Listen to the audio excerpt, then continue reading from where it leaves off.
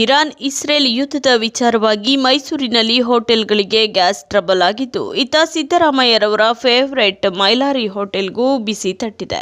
ಇನ್ನು ಮೈಸೂರಿನ ಅಗ್ರಹಾರದಲ್ಲಿರುವ ಮೈಲಾರಿ ಹೋಟೆಲ್ ಮೊದಲಿನಿಂದಲೂ ಸೌದೆ ಒಲೆಯಲ್ಲಿ ಅಡುಗೆ ಮಾಡುತ್ತಿರುವ ಮೈಲಾರಿ ಹೋಟೆಲ್ ಮಾಲೀಕರು ಇಡ್ಲಿ ಮಾಡಲು ಮಾತ್ರ ಗ್ಯಾಸ್ ಬಳಕೆಯನ್ನ ಬಳಸುತ್ತಿದ್ದರು. ಇನ್ನು ಸೌದೆ ಒಲೆಯಲ್ಲಿ ದೋಸೆ ಮಾಡುವ ಸಿಬ್ಬಂದಿಗಳು 2 ಸಿಲಿಂಡರ್ ಸ್ಟಾಕ್ ಇಟ್ಟುಕೊಂಡಿದ್ದ ಹೋಟೆಲ್ ಮಾಲೀಕರು ಇನ್ನೆರಡು ದಿನದ ಬಳಿಕ ಸೌದೆ ಒಲೆಯಲ್ಲಿ ಇಡ್ಲಿ ಮಾಡಬೇಕಾದ ಸ್ಥಿತಿ.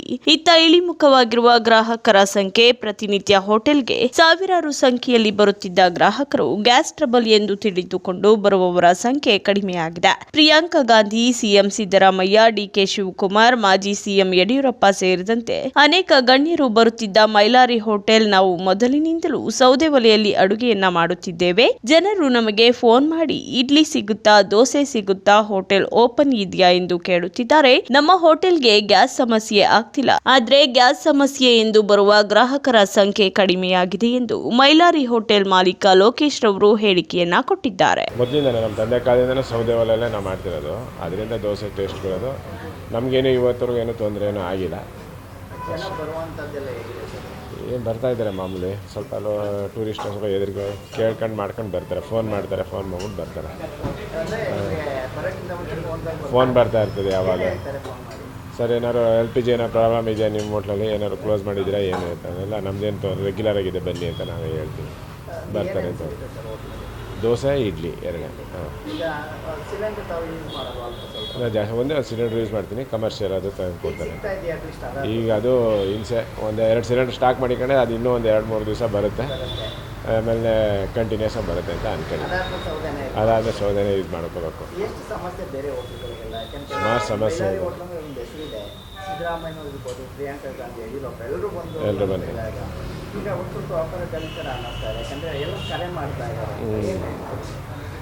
ಏನು ಮಾಡ್ತಾರೆ ಎಲ್ಲ ಪರಿಸ್ಥಿತಿ ಆ ರೀತಿ ಇರೋದ್ರಿಂದ ನಮ್ಮ ಕಡೆ ಏನೂ ಇಲ್ಲ.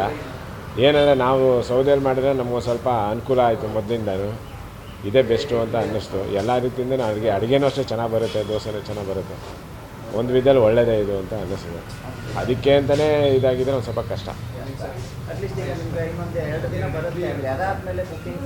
ಬುಕಿಂಗ್ ಸಮಸ್ಯೆ ಆದರೆ ಒಂದು ಸ್ವಲ್ಪ ಅದೇ ನಾವು ಅವಾಗ ಬೇರೆ ಸ್ಟವ್ ಮಾಡಿ ಸೌದೆ ಒಲೆಯಲ್ಲೇ ಮಾಡ್ಕೋಬೇಕು. ಅದನ್ನು ಇಡ್ಲಿ ಒಂದಕ್ಕೆ ಮಾತ್ರ ನಾನು LPG ಇದು ಮಾಡಿಕೊಂಡಿದ್ದೀನಿ. ಈಗ ಅದೇನಾದ್ರು ಸಮಸ್ಯೆ ಆಯಿತು ಅಂದರೆ ನಮಗೇನು ತೊಂದರೆ ಏನು ಅನಿಸಲ್ಲ. ಸೌದೆ ದೋಸೆ ಹಾಕೋಬೋದು, ಇದ್ರದ್ದು ಇಡ್ಲಿ ಒಲೆಗೂ ಅದನ್ನು ಸೌದೆ ಹಾಕ್ಬಿಟ್ಟು ಮಾಡ್ಕೊಬೋದು, ಏನು ತೊಂದರೆ ಇಲ್ಲ. ಹಾಂ, ಮನೆಗೆ ಸರ್ ಅದೇನು ತೊಂದರೆ ಇಲ್ಲ ಸರ್.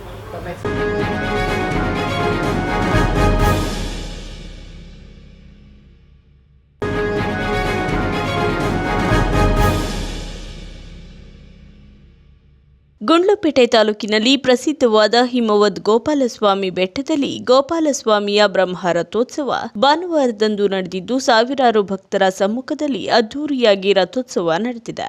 ಇನ್ನು ಹಿಮವದ್ ಗೋಪಾಲಸ್ವಾಮಿ ರಥವನ್ನು ಕಾಡಿನಿಂದ ಸಂಗ್ರಹಿಸಿದ ಬಿದಿರು ಬಳ್ಳಿಗಳ ಮೂಲಕ ಕಟ್ಟಿ ಎಳೆಯುವುದು ಜಾತ್ರೆಯ ವಿಶೇಷ. 2 ದಿನಗಳಿಂದಲೂ ವಿಶೇಷ ಪೂಜಾ ಕೈಂಕರ್ಯಗಳು ನಡೆದಿದ್ದು, ಭಾನುವಾರದಂದು ರಥೋತ್ಸವ ನಡೆದಿದೆ.